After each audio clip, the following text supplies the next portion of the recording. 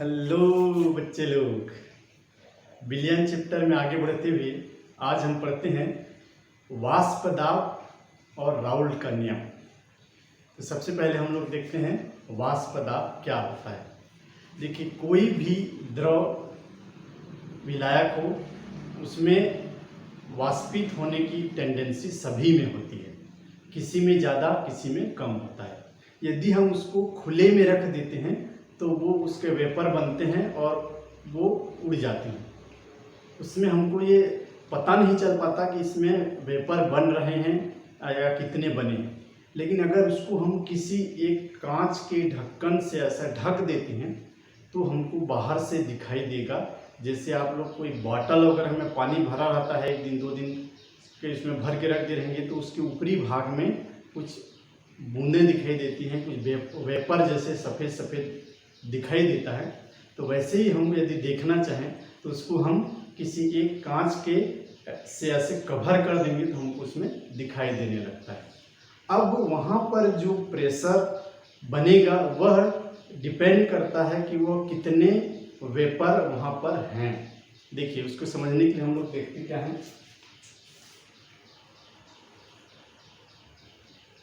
ये देखिए, ये मान लीजिए यहाँ पर हम कोई एक लिक्विड को यहाँ पर लिए हैं, इसमें ए अणु वाला लिक्विड है जो कि वोलाटाइल है, वाष्पशील विलायक है। अभी इसमें कुछ भी मिलाया नहीं है तो शुद्ध विलायक कहलाएंगे। तो इसमें क्या हो जाएगा, इसमें ये सभी वाष्पित होंगे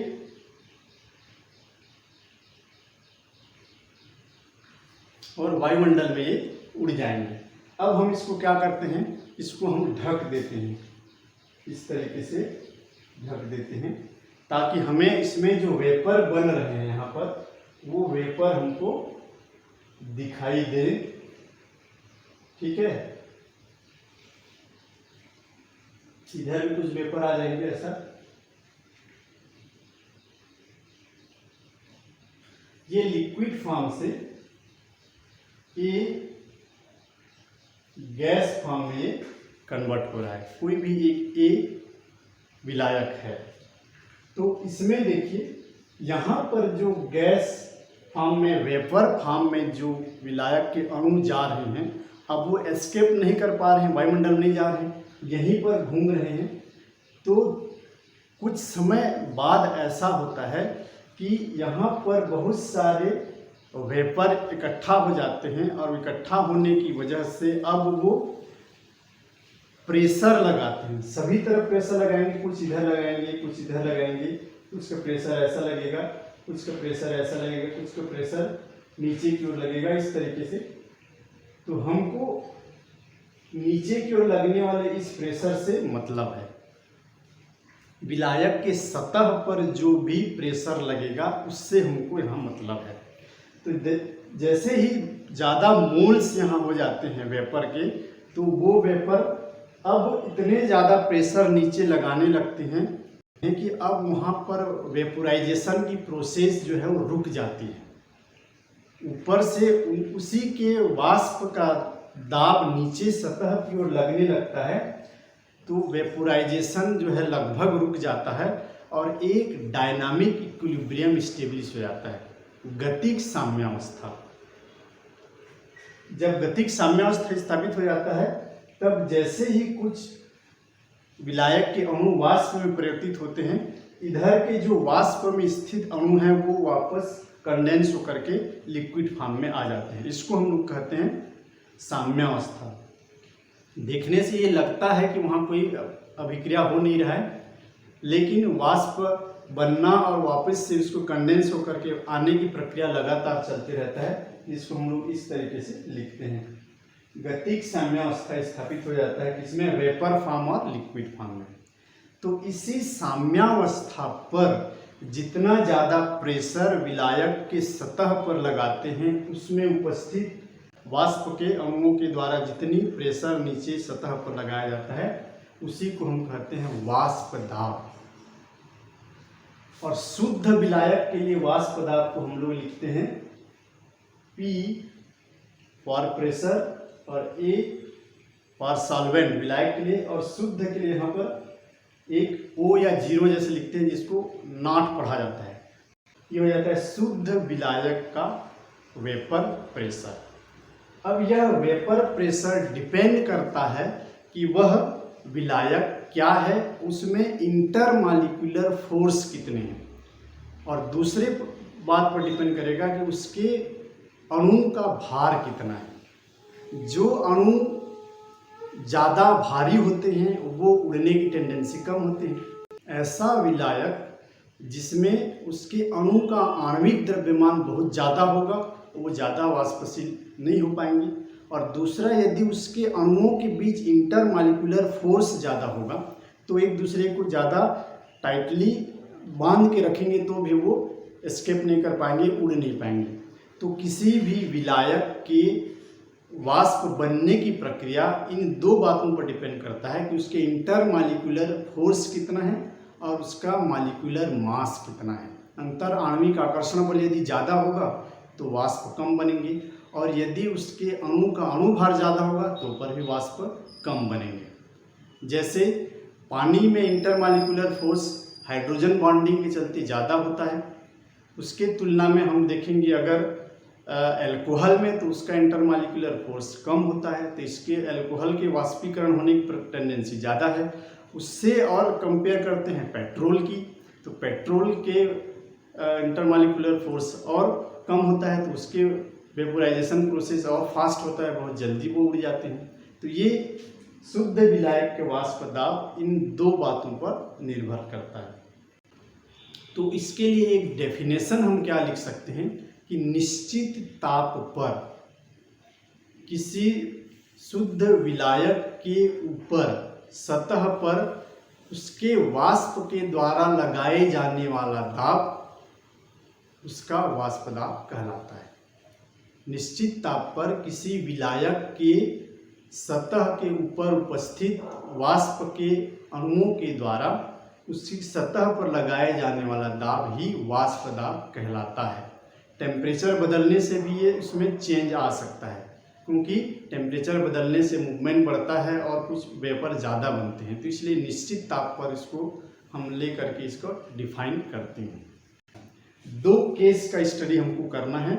जब शुद्ध विलायक में कोई अवाष्पशील विलेय मिलाते हैं, अर्थात कोई ठोस विलेय मिलाते हैं, क्योंकि ठोसों की वेपोराइजेशन नेचर जो होता है या वोलेटाइल नेचर जो होता है वो लगभग जीरो होता है। कोई भी ठोस जो है वो वाष्प बनने की टेंडेंसी उनमें लगभग जीरो मानी जाती है। तो जब अवाष्पशील विलेय मिलाने की हम बात करेंगे, मतलब कोई ठोस जैसे नमक है, शक्कर है, यूरिया है, कोई भी ठोस को हम उसमें मिला देते हैं, तब हमारा केस नंबर 1 होगा, उस पर हम स्टडी करेंगे। और दूसरा हम लोग देखेंगे उस पर कोई वाष्पशील पदार्थ मिलाते हैं, अर्थात कोई दूसरा लिक्विड उसमें ऐड कर देते हैं, तब उसके शुद्ध विलायक के वाष्प दाब में क्या अंतर आएगा। दोनों केस हमको पढ़ना है, और इसी में जुड़ा हुआ है राउल्ट का नियम और उसका ग्राफिकल रिप्रेजेंटेशन। तो केस नंबर 1 हम देखते हैं।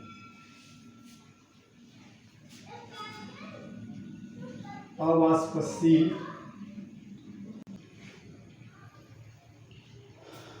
देखिए, अब उस शुद्ध विलायक में कोई अवाष्पशील विलेय यदि हम मिला देते हैं तो इसी में हम देखते हैं, अब इसमें अवाष्पशील विलेय मिला देंगे तो उसके ऊपरी सतह पर अब विलायक के अणु के साथ साथ विलेय के अणु भी उपस्थित होंगे।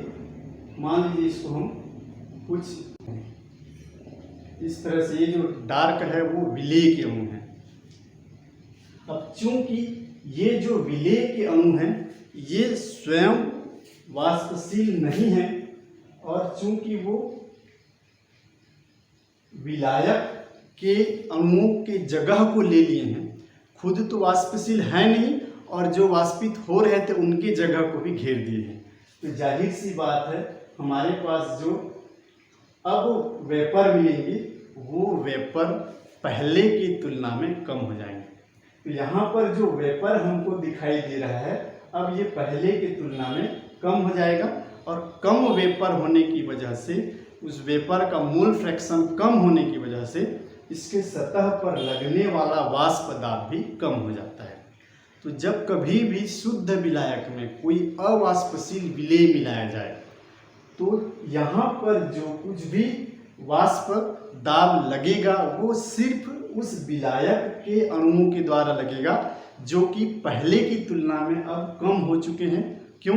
क्योंकि इसके सतह पर अब अवाष्पशील विलेय के अणु आ गए हैं जो स्वयं वाष्पित नहीं होते हैं और वाष्प बनने वाले अणुओं की जगह को ले लिए हैं। यहाँ पर जो हमको वेपर मिलेगा वो कम मिलता है। तो कम वेपर का मोल फ्रैक्शन कम होने की वजह से अब उस पर वाष्प दाब भी कम लगता है। ये हो जाता है हमारा।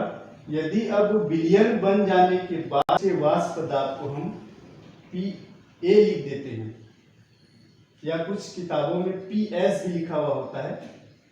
PS सॉल्यूशन के लिए PS भी लिख सकते हैं और PA लिखा होता है।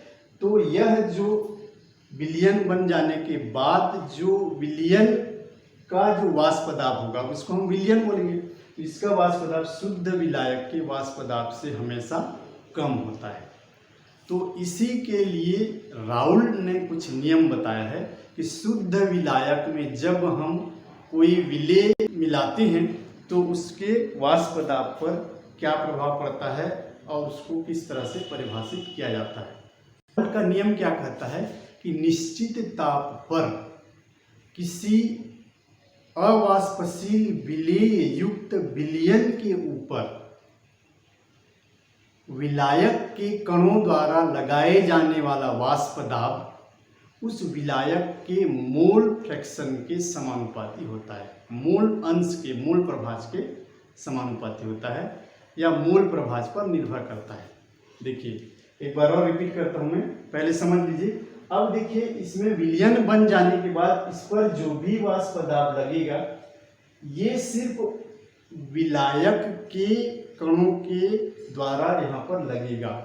तो इस ऊपर में जितने ज़्यादा मोल प्रभाज विलायक का होगा उतने ही ज़्यादा प्रेशर इस पर लगेगा। तो इसीलिए प्रेशर जो है सीधा सीधा विलायक के मोल प्रभाज पर निर्भर है, क्योंकि विलेय तो वाष्पशील नहीं है, उसके विलेय के कण यहाँ पर होंगे नहीं, विलेय कण इसमें होंगे नहीं। तो जो कुछ भी प्रेशर लगेगा वो विलायक के अणुओं के द्वारा ही लगेगा।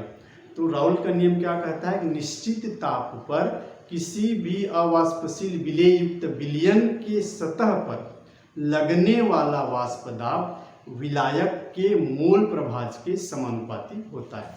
ये देखिए अब विलयन के लिए हम लोग चाहें तो PS लिख दो या इसको आप खाली PA भी लिख देते हैं, किताबों में ज़्यादातर ऐसा है। तो ये जो अब विलयन का वाष्प दाब है ये किस पर डिपेंड कर रहा है? विलायक के मोल फ्रैक्शन जीटा A या XA भी इसको बोल देते हैं, विलायक का मोल प्रभाज के समानुपाती है। अब इसको हम आगे बढ़ाते हैं, इसको तो इस तरह से मिलता है हमको। ये कोई एक कांस्टेंट रख दिए, यह कांस्टेंट सिर्फ टेम्परेचर पर डिपेंड करता है, बाकी किसी पर डिपेंड नहीं करता है। अब हम देखिए इस K का वैल्यू निकालना चाहते हैं तो एक कंडीशन यहाँ पर लगाते हैं, फॉर प्योर सॉल्वेंट यदि विलायक शुद्ध है, उसमें कोई विलेय नहीं मिला हुआ है, उस कंडीशन को लगा करके हम K का वैल्यू निकाल रहे हैं। तो जब विलायक शुद्ध होता है तब उसका जो वाष्प दाब होता है वो PA नॉट लिखा जाता है। तो PA के जगह में हम लोग क्या लिख देंगे?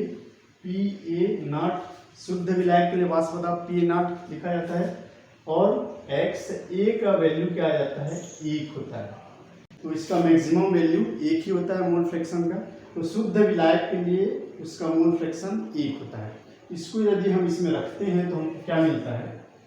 PA naught is equal to K मिल जाएगा। PA के जगह में रखेंगे PA नॉट और K की जगह में K और XA की जगह में 1, तो हमको मिल जाता है। वापस इसको हम लोग इसमें रखते हैं तो हमको मिल जाता है PA is equal to PA naught XA। ये हमको एक फार्मूला मिलता है राउल्ट के नियम के आधार पर।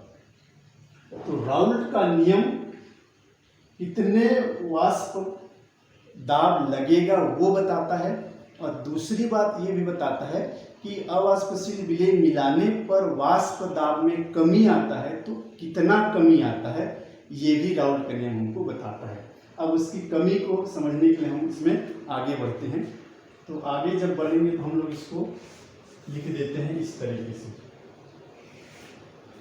देखिए इसी समीकरण में हम लोग क्या लिख सकते हैं, हमको पता है कि विलायक और विलेय के मोल प्रभाज का कुल योगफल 1 होता है। ये कैसे होता है उसको आपको बताया जा चुका है मोल फ्रैक्शन वाले में। इनको समझ में नहीं आया है आप लोग जाकर के देख लीजिए, सांद्रता व्यक्त करने की विधियां पार्ट 1 में है।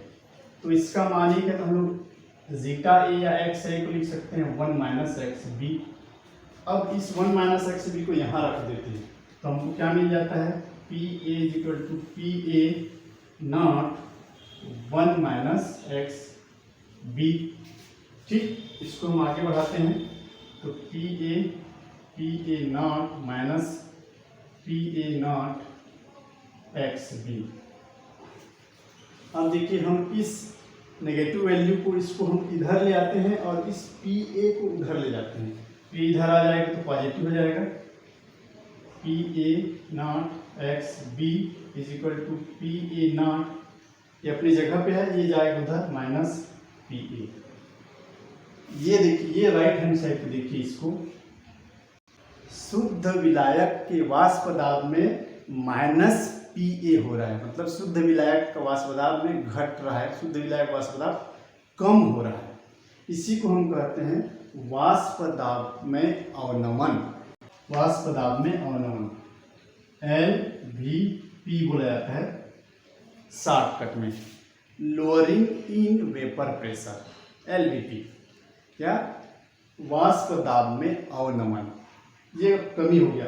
अब इसको थोड़ा सा और रीअरेंज यदि हम करते हैं तो एक्स बी बराबर हम लिख सकते हैं P A not minus P A upon P A not. अब ये देखिए, अब ये जो राइट हैंड साइड में जो हमको फार्मूला दिख रहा है ये पहले की तुलना में और ज़्यादा कमी हो गया, इसको बोलते हैं आपेक्षिक अवनमन। ये राइट हैंड साइड को कहा जाता है RLVP, relative lowering in vapour pressure, वाष्प दाब में आपेक्षिक अवनमन। इस वाले से पी ए नॉट का और फिर से भाग कर देते हैं तो पहले की तुलना में और ज़्यादा अवनमन हो गया। तो यह जो वाष्प दाब में आपेक्षिक अवनमन है, यह अवनमन किसके बराबर हो रहा है, देखो तो जरा, विलेय के मोल फ्रैक्शन के बराबर आ रहा है। तो राउल्ट के नियम से हम ये बात भी सीख लेते हैं कि वाष्प दाब में आपेक्षिक अवनमन कितना होगा, जितना विलेय का मोल प्रभाज होगा। अवाष्पशील विलेय जितना ज़्यादा मिलाएंगे अवनमन उतना ज़्यादा होगा।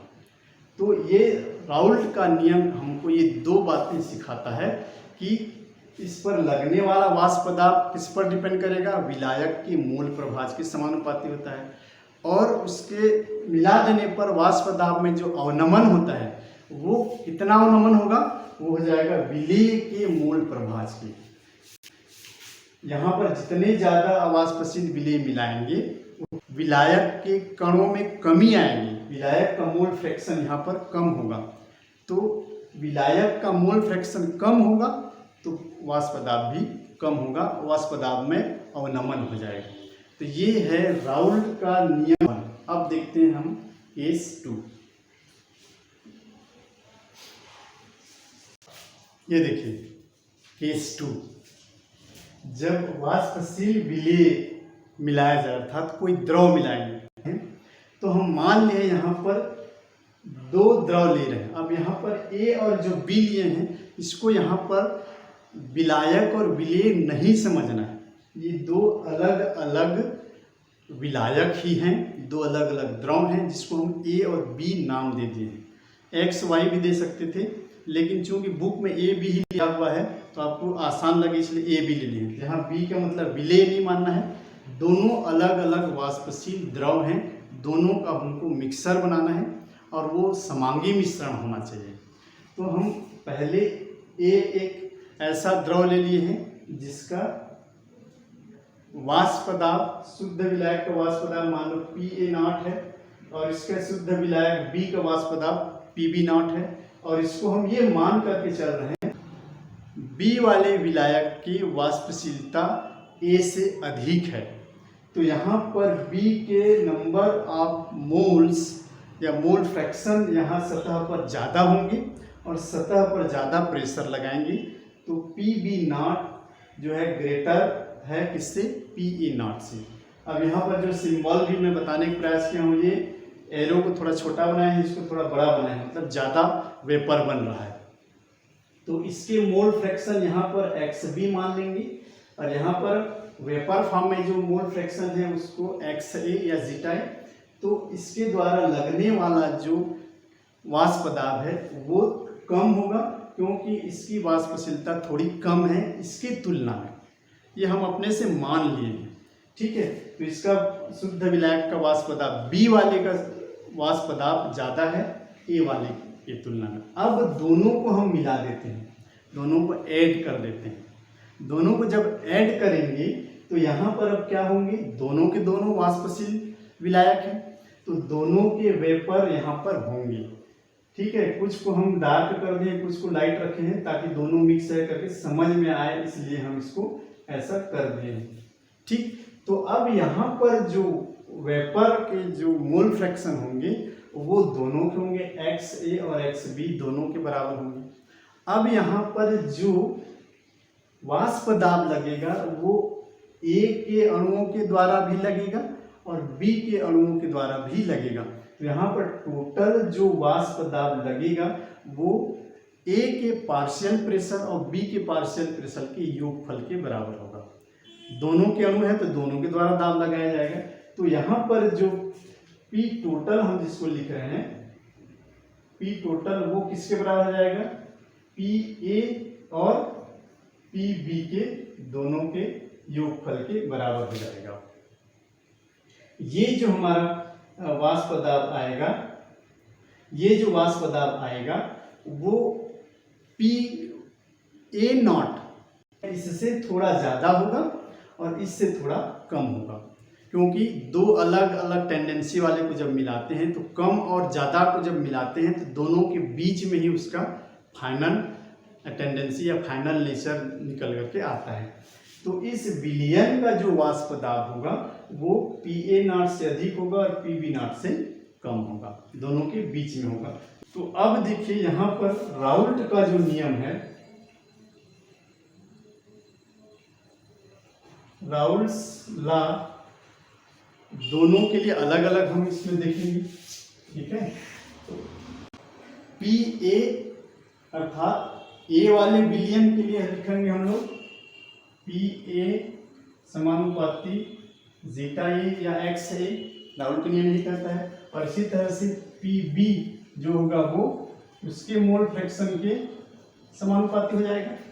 तो ये दोनों से हमको दो अलग अलग सूत्र मिलेंगे। तो Pa बराबर हम लोग लिख सकते हैं KXA, इसको 1 लिख दिए, अलग अलग लिखना चाहेंगे तो Pb बराबर लिख सकते हैं K2XB।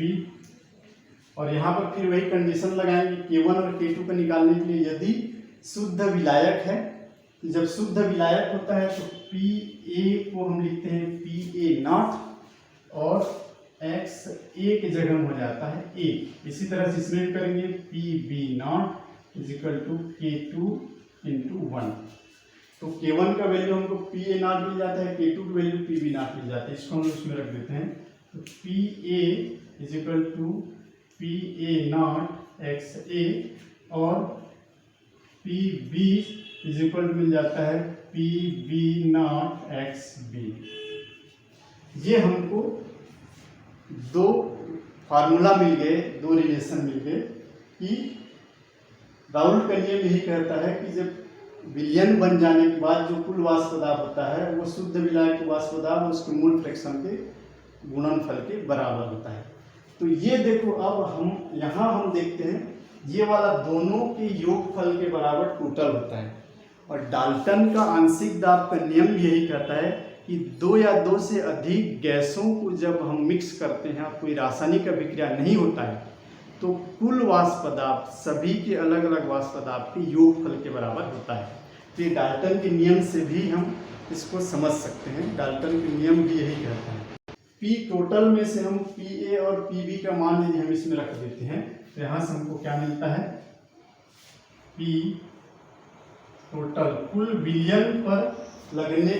बिलियन के ऊपर लगने वाला वाष्प पदार्थ। इसको लिख देंगे पी ए का वैल्यू यहाँ रखेंगे P A not X A plus P B not X B, ये हमको मिल जाता है।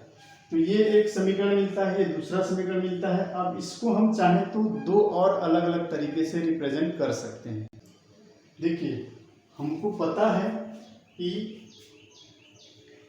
दोनों के मोल फ्रैक्शन का योगफल 1 के बराबर होता है। तो हम लोग इसमें चाहें तो एक्स ए बराबर 1 माइनस एक्स बी यहाँ से ले सकते हैं, या एक्स बी बराबर लिख सकते हैं 1 माइनस एक्स ए। तो यहाँ पर हम किसी एक के टर्म में इसको यदि डिफाइन करना चाहें या समीकरण निकालना चाहें तो एक बार हम एक्स ए को बी के टर्म में लिख देते हैं। इस तरह से हम लिख सकते हैं P total is equal to P A not X A को हम लोग लिख देते हैं 1 minus X B plus P B not X B. तो देखिए यहाँ हम क्या निकल के आएगा, P A not minus P A not X B plus P B not X B, ऐसा मिलेगा। अब यहाँ से एक्स बी को हम कॉमन ले लेते हैं तो क्या मिल जाता है, पी ए नॉट माइनस, इस वाले को हम पहले लिख दे रहे हैं, पॉजिटिव वाले को इधर लिख देते हैं पहले ऐसे करके, और एक्स बी कॉमन ले लेते हैं तो इसमें हमको मिल जाता है, ये वाला पहले लिखा जाएगा P B naught minus P A naught. ये देखिए अब ये एक्स बी की टर्म में हमको मिल गया पी टोटल। इसी तरह से यदि हम एक्स ए की टर्म में लिखना चाहें तो एक्स बी की जगह में लिख देंगे हम लोग 1 माइनस एक्स ए। तो दूसरा हमको ये इसका दूसरा फॉर्म मिल जाएगा, ये देखिए यहाँ पर हो जाएगी P B naught plus X A P A not minus P B naught. इस तरीके से हमको दो अलग अलग तरीके से हम लोग इसको भी डिफाइन कर सकते हैं। पी टोटल को हम लोग दो तरीके से लिख सकते हैं, केवल एक्स ए के टर्म में लिखना चाहेंगे तो ऐसा लिख सकते हैं, एक्स बी के टर्म में लिखना चाहेंगे तो ऐसा हम लोग लिख सकते हैं। ठीक है, अब इन्हीं तीनों के लिए हम ग्राफ प्लॉट करेंगे, इसके लिए और पी टोटल के लिए। तीनों ग्राफ को हमको तीनों को एक ग्राफ में प्लॉट करना है। जो सबसे डिफिकल्ट यही होता है सभी के लिए। ये जो ग्राफ कैसे बताया जाता है, कैसे बना रहता है, इसको हम बताएंगे आपको पूरी तरह से क्लियर, कोई डाउट नहीं रहेगा। तो चलिए हम लोग अब देखेंगे ग्राफिकल रिप्रेजेंटेशन। इसमें इससे पहले एक एग्जांपल थोड़ा सा बता दूं मैं। यहाँ पर जैसे पी ए और पी बी है तो इसमें हम लोग मेथिल एल्कोहल और एथिल एल्कोहल ले सकते हैं। मेथिल एल्कोहल का दोनों के बॉन्डिंग लगभग सेम होता है, लेकिन मेथिल एल्कोहल का अणु द्रव्यमान कम है मेथिल होने के चलते, एथिल एल्कोहल का अणु द्रव्यमान ज़्यादा है। तो इसमें हम समझ लीजिए एथिल एल्कोहल है, ये मेथिल एल्कोहल है, दोनों को हम मिलाते हैं। तो इस तरीके से मिला करके हम एक विलयन बनाते हैं, तो उसमें वाष्प पदार्थ कुछ इस तरह से हमको देखने को मिलता है।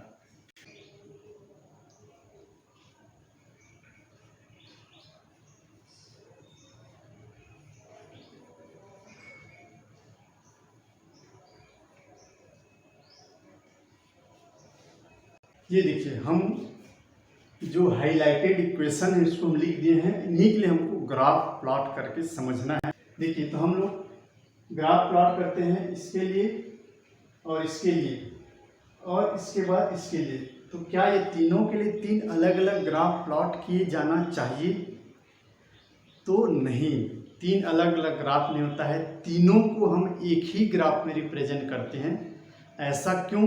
क्योंकि ये मोल फ्रैक्शन पर ही आधारित है। हमको पता है कि दोनों विलायक के मोल फ्रैक्शन का जो टोटल सम होता है वो 1 होता है, और इसका मिनिमम वैल्यू कितना होता है मोल फ्रैक्शन 0, 0 से 1 ही के बीच में होता है, नेगेटिव नहीं होता है ना 1 से ज़्यादा नहीं होता है। तो ये एक बाउंडेशन इसमें, इन दोनों के बीच में ही इसका सारा ग्राफ मिलेगा हमको, इसलिए हम लोग इसको दोनों एक बाउंड्री दे देते हैं और दोनों के बीच में ही हम लोग ग्राफ लेते हैं। तो इसको ये 0 है और इसके नेगेटिव साइड में जाएगा नहीं नंबर लाइन में। तो अब यहाँ से मान लेते हैं यहाँ पर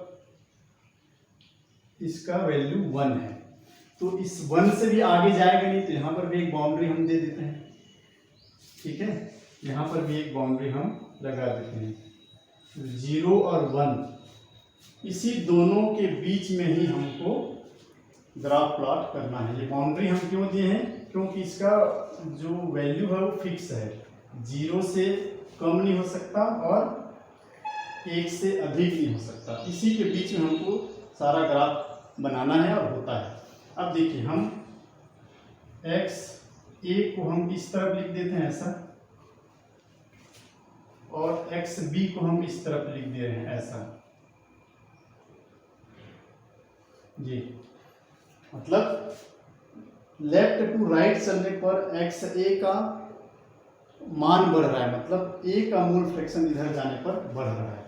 ठीक है, यहाँ पर एक्स ए क्या लिख सकते हैं हम लोग, एक्स ए 0 है और यहाँ पर एक्स ए 1 है, और इसमें देखेंगे तो एक्स बी यहाँ पर 1 है और यहाँ पर एक्स बी 0 है। अब देखिए ग्राफ को हम कैसे बनाएंगे या कैसा इसको समझना है।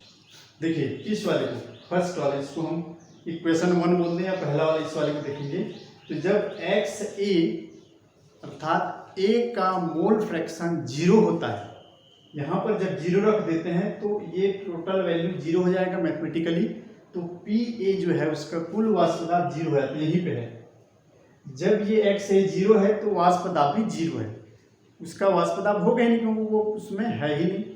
अब जब इस एक्स ए की जगह में हम लोग 1 रखते हैं, यहाँ से 2 प्रकार की इसको वैल्यू पुट कर सकते हैं। एक्स ए बराबर एक बार हम लोग 0 रखेंगे और एक्स ए बराबर एक बार हम लोग 1 रखेंगे। तो इसको 0 रखते हैं तो पी ए भी 0 मिल जाता है, और इसको जब 1 रखते हैं तो पी ए जो है वो पी ए नॉट के बराबर आता है।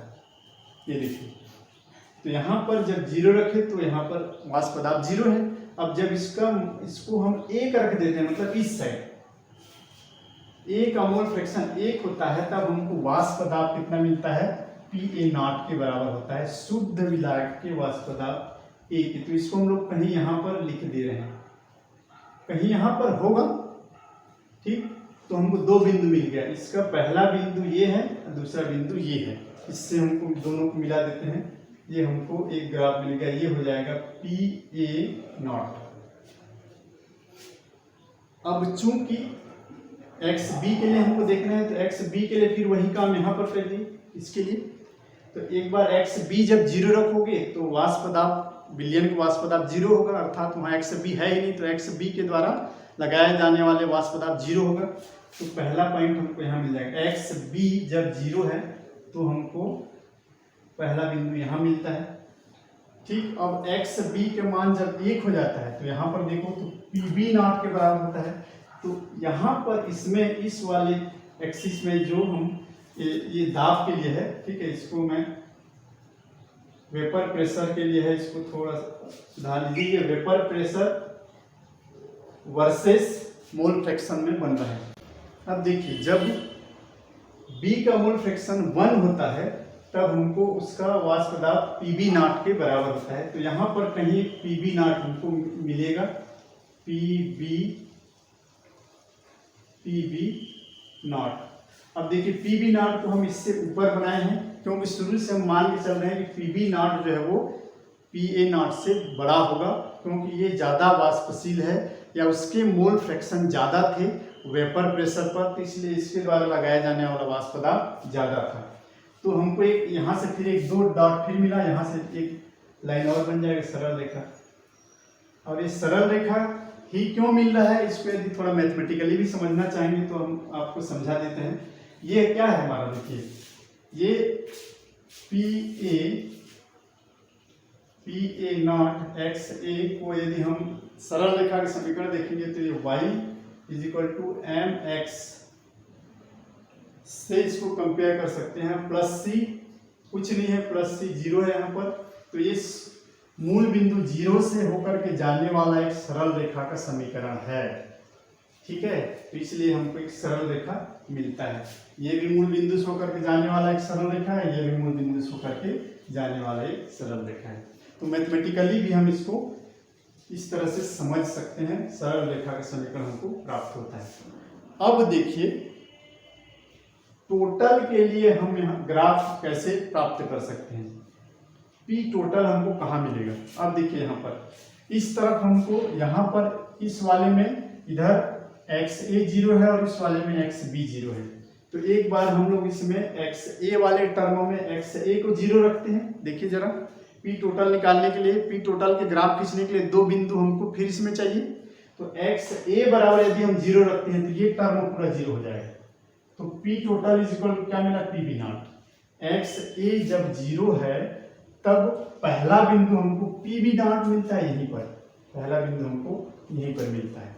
और एक्स बी जब जीरो रखते हैं, यहाँ पर एक्स बी जब जीरो रखते हैं तो ये पूरा जीरो हो गया। तो हमको पी टोटल कितना मिला, पी ए नॉट, यही बिंदु मिला।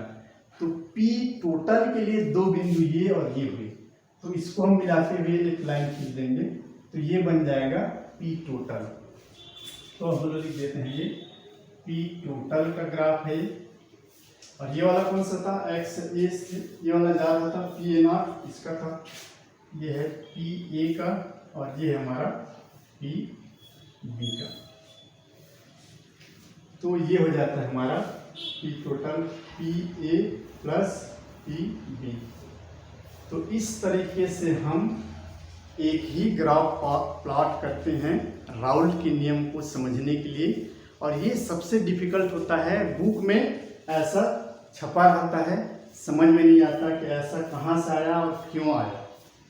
समझना और समझाना दोनों ही इसमें मुश्किल रहता है, लेकिन डेफिनेटली आज के बाद कोई डाउट नहीं रहेगा ग्राफ कैसे बना है या कैसे बनाया जा रहा है।